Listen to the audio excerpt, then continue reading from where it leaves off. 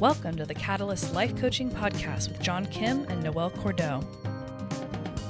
If you're inspired to begin your own life coaching practice or just want to learn a little bit more about what it's all about, visit JRNI.co. That's JRNI.co for more information. Your adventure awaits. Being confident in who you are and what you have to offer the world makes a huge difference. Have you been thinking of becoming a coach, but you're feeling a little nervous and not sure of your own abilities? It's time to gain some confidence in who you are and what you have to offer. It's time to learn the science behind confidence and how you can use confidence to help others change their lives. Join us for a live training and Q&A with John and Noelle on October 16th at 11 a.m. To sign up, please visit JRNI.co/confidence. That's JRNI.co/confidence. See you there.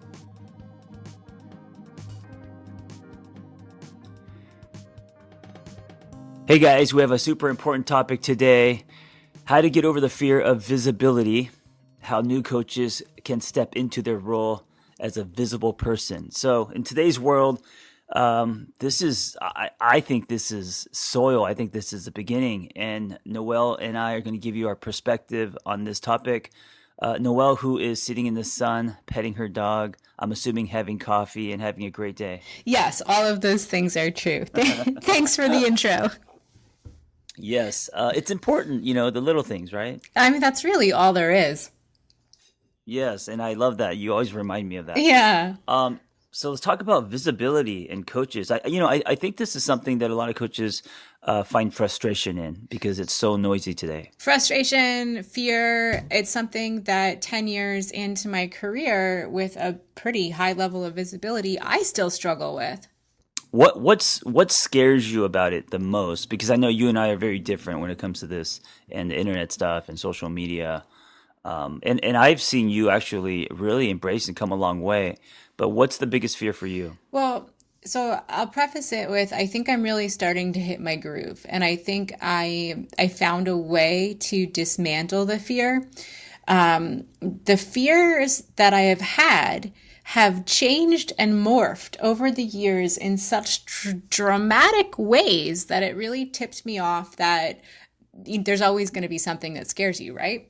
Right. So in the early days, in the beginning, it was, what will other people in my immediate circle think of me? My mother, my father, my ex-husband, whoever I might be talking about, will that come back to bite me? And then I moved to a threshold where I just really didn't care anymore about any of that. And then it was, how are other people perceiving me?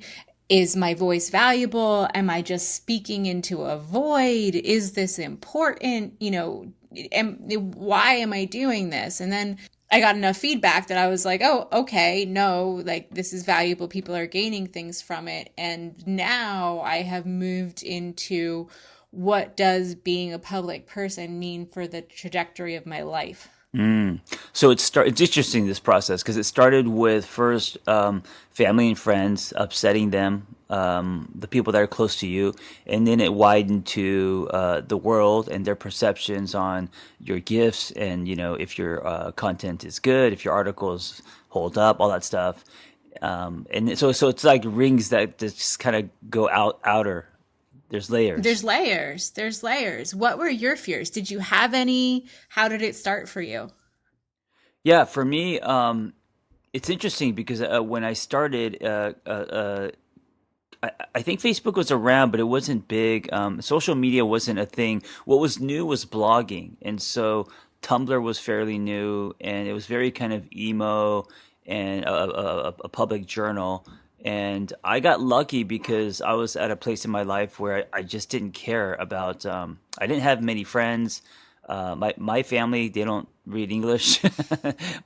my brother's, busy raising kids. So I didn't care a lot about my inner circle because I didn't have much of one. And then I didn't think anyone would read it. So I just kind of started a blog for myself. And I guess because of that, I wasn't really scared. And then, of course, the fear did kick in when I started to get compliments or people saying they have a problem with it or whatever, pushback. I started getting scared when people started to read my stuff. But it made me so happy. I couldn't stop it. It was a form of expression, and for me, since I was going through my rebirth, that was important to me to allow myself to have a voice. So I did it for me, even though I was afraid. I think you just said something vitally important. And not that you don't say things that are vitally important all the time, John, but this was a really good one. So you did it for you, and you did it Yeah. really anchored in a sense of self. And so what came out of you was supremely authentic. And I think that that is true for so many folks. And I too have found that same catharsis when I really deeply write from the soul. It's very Mm-hmm. powerful. But Mm-hmm. in this digital age that we live in, that experience is not sufficient. It's also attached to validation, Yep. exposure. So if you're Yes. writing for yourself, if you're not putting anything out publicly, it just exists in this vacuum and it's gorgeous. But then what's the point? Yeah, and maybe this can be the kind of our first stake, our first flag in the ground, which is you got to do it for you. And I've noticed in my career, um, when I first started, of course, I was still trying to find my voice, and the writing wasn't that good, but it was very pure and it was very me, very potent. And then when I started partnering with other platforms like Mind Body Green and other bigger publications, I noticed that I started to write for other people, and then my writing wasn't as good. So you know, it just happens naturally, and then you start fading into it turning more also into work. So being reminded of it, and I think there's a balance because at the end of the day, if you're writing for publications or partnering, you do have to follow rules and think about, snazzy titles and all of that stuff too. So I always told myself, and I think I told you a couple times, that when I passed the 2 year mark as CEO, I would start to tattoo my forearms.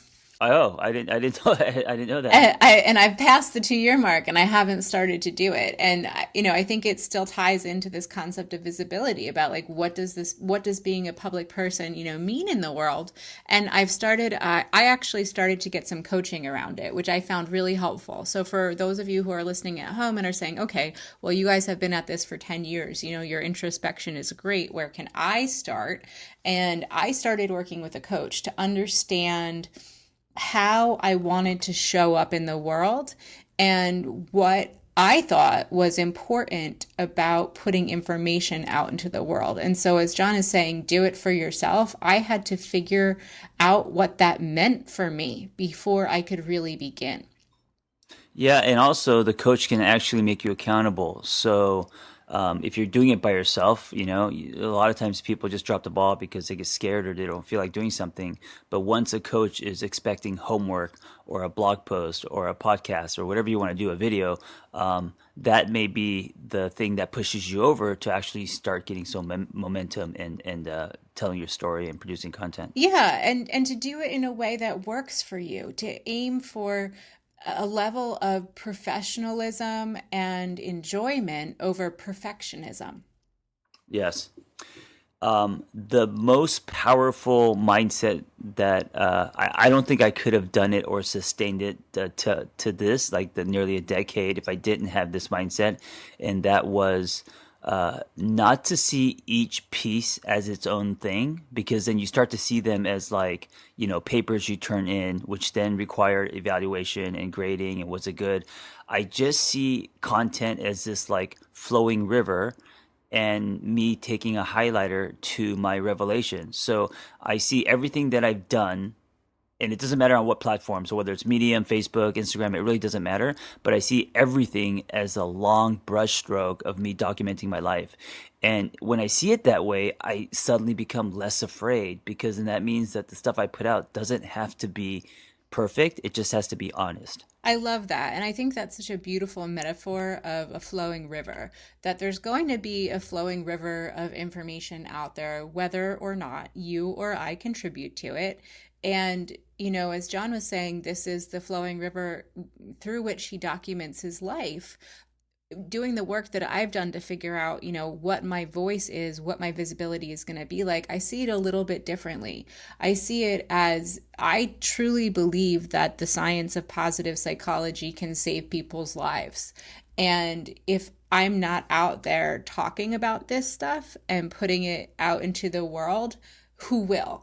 Yeah, you know what I love about that is you're actually not making it about you, No. which makes you more fearless. Yes, and it also makes me less visible in the process because I'm not out there, talking about my direct experiences day in and day out in how I use applied positive psychology for my own, daily life interventions, but I'm mirroring the science out into the world.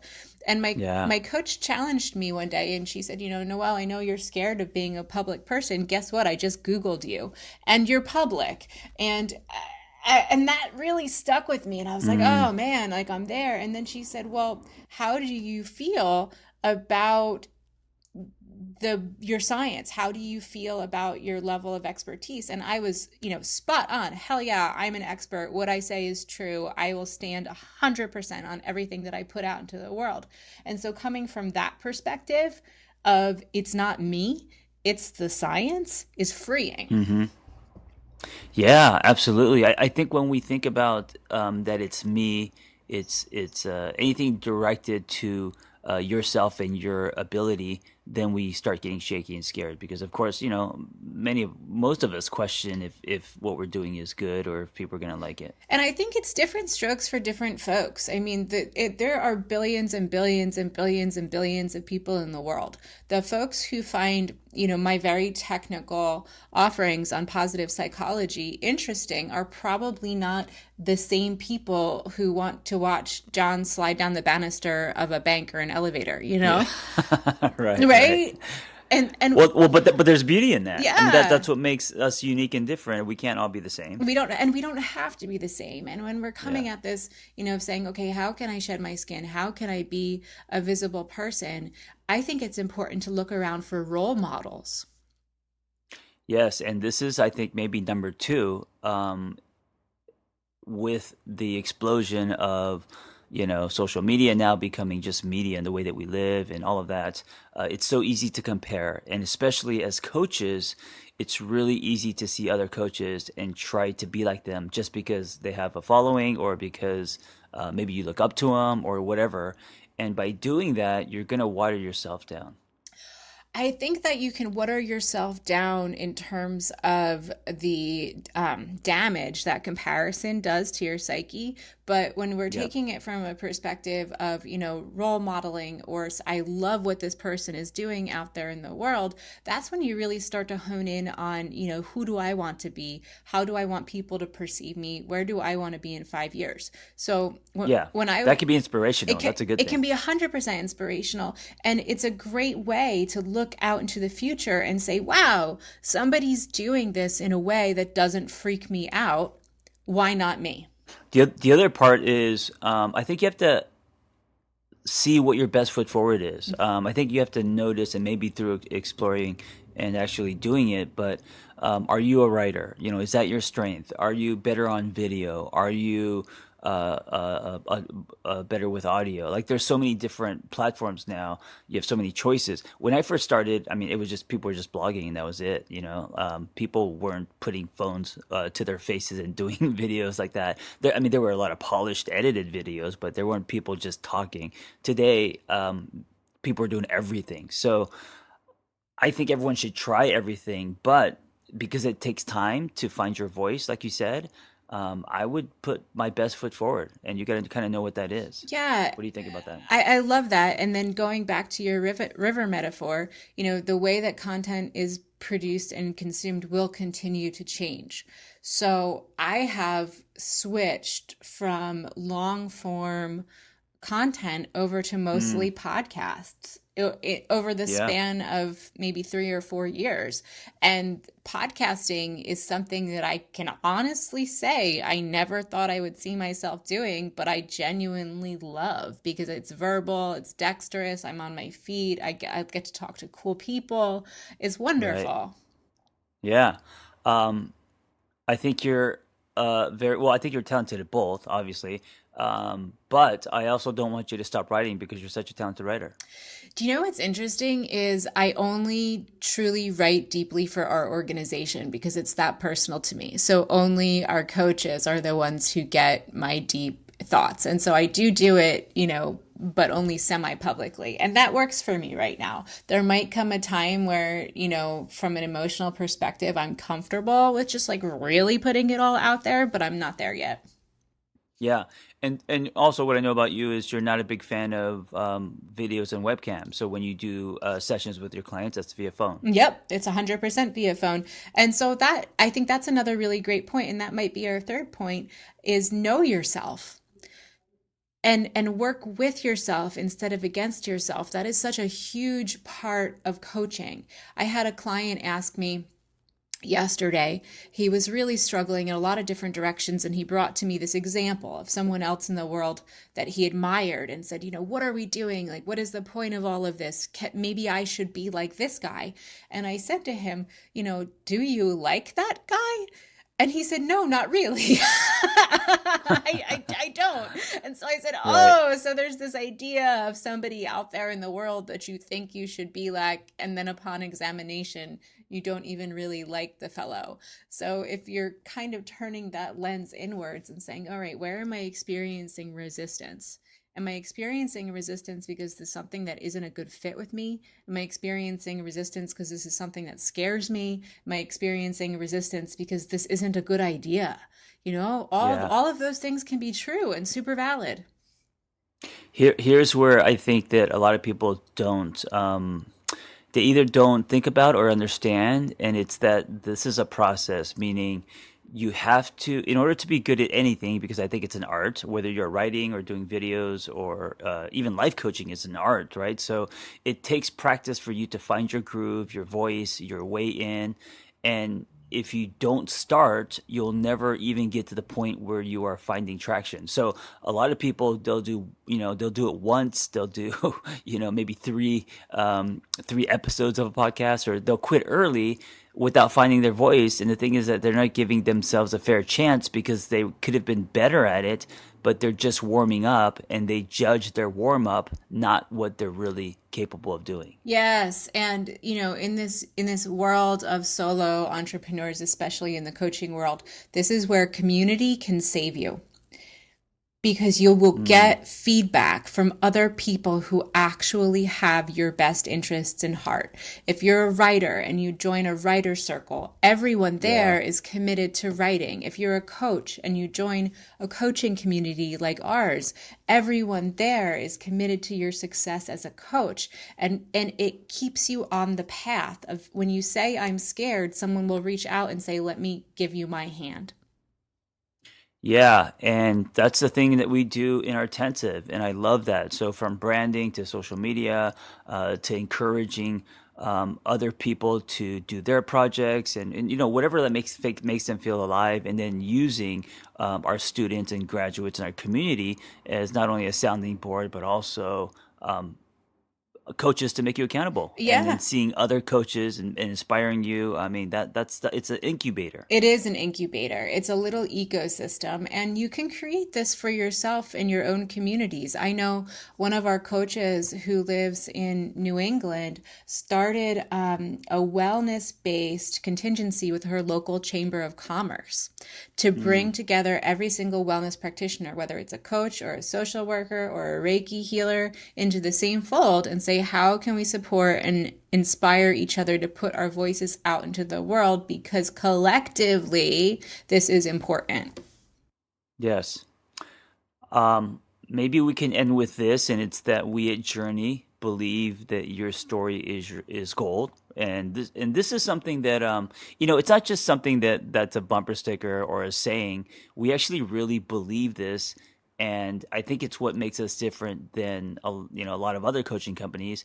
And since we believe your story is gold, we help you, encourage you, promote you, share your story, and by sharing your story, and this is what happened to me, that will eventually turn into an audience, and then some kind of coaching opportunity. So whether it's one-on-one sessions or retreats or books or all the stuff that people are doing these days.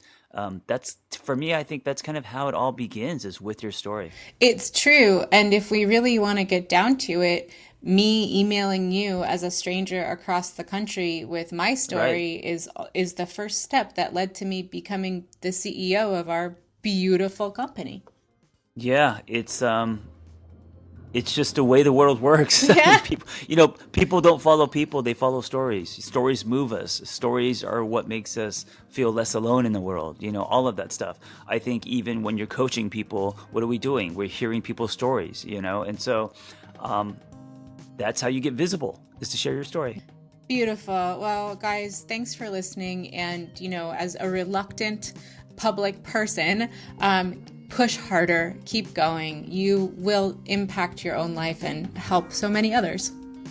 Yes. And if you're afraid, remember your story is bigger than you. All right, guys, be well.